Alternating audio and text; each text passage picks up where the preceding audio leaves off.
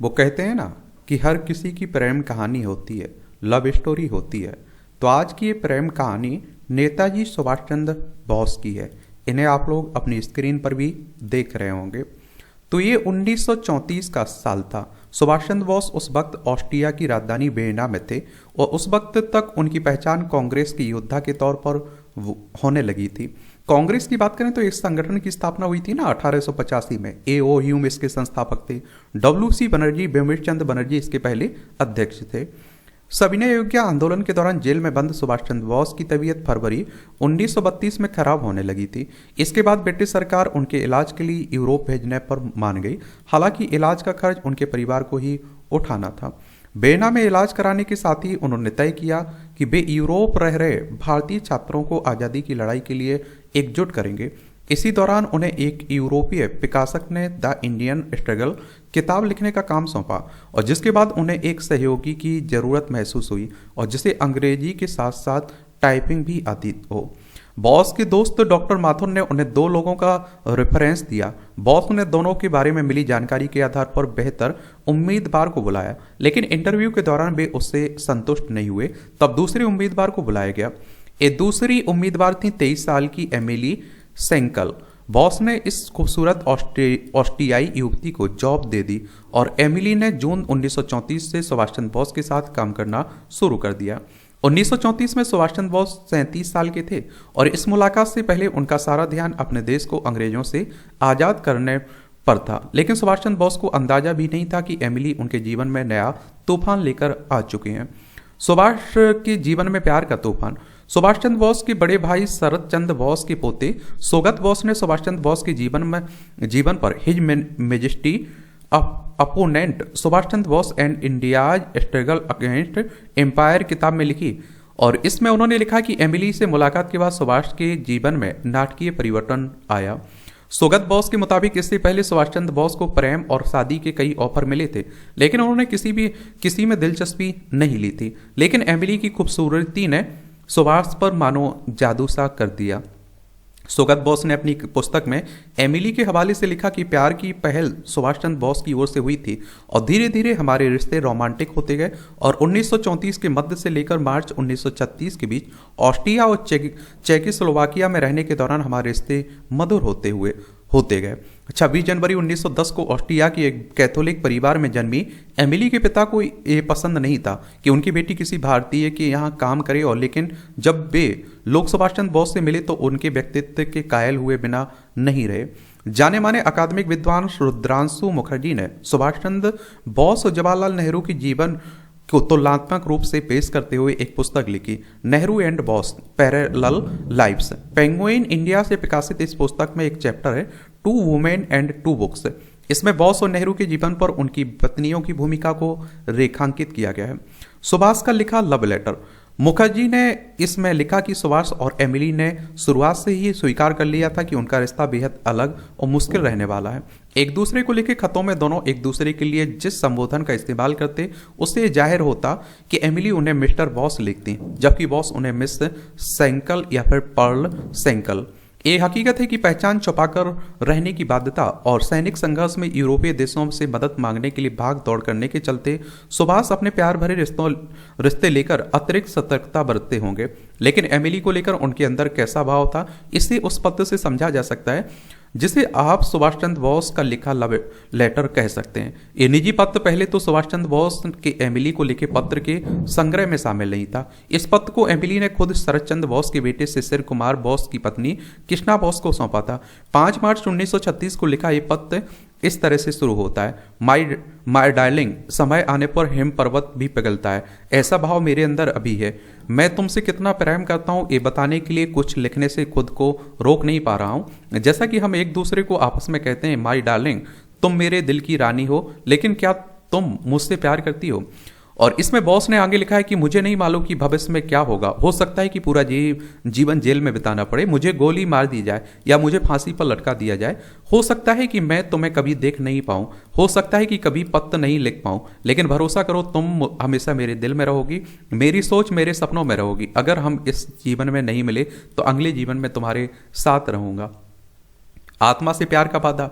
इस पत्र के अंत में सुभाष ने लिखा है कि मैं तुम्हारे अंदर की औरत को प्यार करता हूं, तुम्हारी आत्मा से प्यार करता हूं, तुम पहली औरत हो जिससे मैंने प्यार किया। पंत के अंत में सुभाष ने इस पत्र को नष्ट करने का अनुरोध भी किया था, लेकिन एमिली ने इस पत्र को संभाल कर रखा।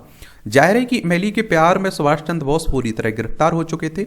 इस बारे में सुभाष चंद्र बोस के घनिष्ठ मित्र और राजनीतिक सहयोगी एसीएन नंबियार ने सुगत बोस को बताया कि सुभाष एक आइडिया वाले शख्स थे और उनका ध्यान केवल भारत को आज़ादी दिलाने पर था। अगर भटकाव की बात करें तो केवल एक मौका आया, उन्हें एमिली से मोहब्बत हुई। वे उनसे बेहद प्यार करते थे, डूबकर मोहब्बत करने जैसा था उनका प्रेम।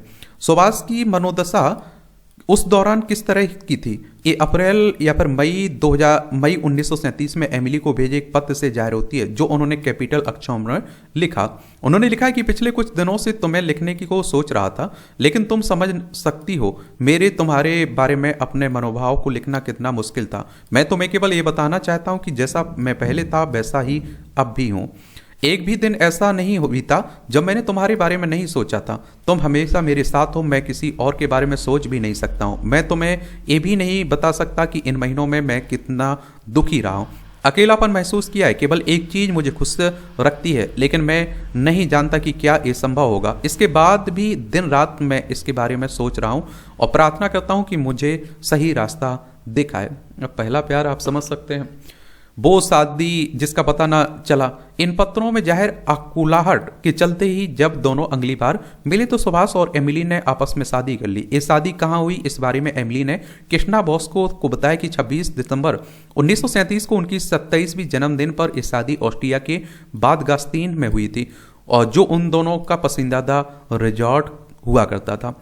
हालांकि दोनों ने अपनी शादी को गोपनीय रखने का फैसला किया।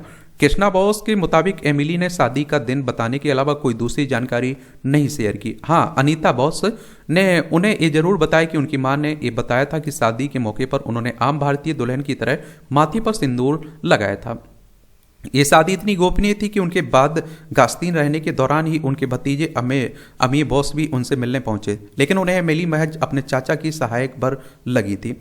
इस शादी को गोपनीय रखने की संभावित वजहों के बारे में रुद्रांशु मुखर्जी ने लिखा कि बहुत संभव रहा होगा कि सुभाष इसका असर अपने राजनीतिक करियर पर नहीं पड़ने देना चाहते होंगे। किसी विदेशी महिला से शादी की बात आने पर उनकी छवि पर असर पड़ सकता था। रुद्रांशु की इस आशंका को इस परिप्रेक्ष्य में भी देखना चाहिए कि 1938 में सुभाष चंद्र बोस कांग्रेस के अध्यक्ष चुने गए थे। शरद चंद्र बोस के सचिव रहे और अंग्रेजी के प्रख्यात लेखक नीरद सी चौधरी ने 1989 में दाय हैंड ग्रेट आर्नाक इंडिया 1921 से 51 में लिखा कि ये उनके निजी जिंदगी से जुड़ा हिस्सा था, लेकिन जब मुझे जानकारी मिली तब मुझे झटका लगा। बहरहाल 3 बार सांसद रहीं और शरद चंद्र बोस के बेटे शिशिर कुमार बोस की पत्नी कृष्णा बोस ने सुभाष और एमिली की प्रेम कहानी पर a true love story Emily and Subhash लिखी, जिसमें सुभाष और सेंकल के बीच के प्रेम संबंधों का दिलचस्प विवरण मिलता है। सुभाष चंद्र बोस एमिली से को प्यार से बागनी कहकर ही कर बुलाया करते थे। हालांकि इस बात के भी उदाहरण मिलते हैं कि एमिली इंटेलेक्ट के मामले में सुभाष के आसपास नहीं थी और सुभाष जब तक इसे जाहिर भी कर देते थे। सुभाष सेंकल की निशानी। कृष्णा बोस के मुताबिक सुभाष चाहते थे कि एमिली भारत की तब के कुछ समाचार पत्रों और पत्रिकाओं के लिए वेना से रिपोर्ट लिखने का काम शुरू करे। सुभाष के कहने पर एमिली ने द हिंदू मॉडर्न रिव्यू के लिए कुछ लेख लिखे थे, लेकिन वो समाचारों को विश्लेषण करने में सहज नहीं थी। सुभाष कई बार उनसे कहा करते थे तुम्हारा लेख ठीक नहीं था, उसे नहीं छापा गया। इसकी झलक एक और जगह देखी जा सकती है। 12 अगस्त 1937 को लिखे एक पत्र में सुभाष एमिली को लिखते हैं, तुमने भारत के बारे में कुछ किताबें मंगाई, लेकिन मुझे नहीं लगता है कि इन किताबों को तुम्हें देने का कोई मतलब है। तुम्हारे पास जो किताबें हैं वो भी तुमने नहीं पढ़ी। जब तक तुम गंभीर नहीं होगी तब तक पढ़ने में तुम्हारी दिलचस्पी नहीं होगी। वेना में तुम्हारे पास कितने ही विषयों की किताबें जमा हो गईं, पर मुझे मालूम है कि तुमने उन सबको पलटकर नहीं देखा होगा। बावजूद इसके हकीकत यही है कि सुभाष चंद्र बोस और एमिली एक दूसरे से बेपनाह मोहब्बत करते थे और 1934 से 45 के बीच दोनों के साथ महज 12 साल का रहा। इसमें भी दोनों साथ में 3 साल से भी कम रह पाए। महज 3 साल तक रहे साथ। इन दोनों की प्रेम की निशानी के तौर पर 29 नवंबर 1942 को बेटी का जन्म हुआ, जिसका नाम अनीता रखा गया। इटली के क्रांतिकारी नेता गरिबाल्डी की ब्राजीली मूल की पत्नी अनीता गरिबाल्डी के सम्मान में अनीता अपने पति के साथ कई युद्धों में शामिल हुई थी और उनकी पहचान बहादुर लड़ाका की रही।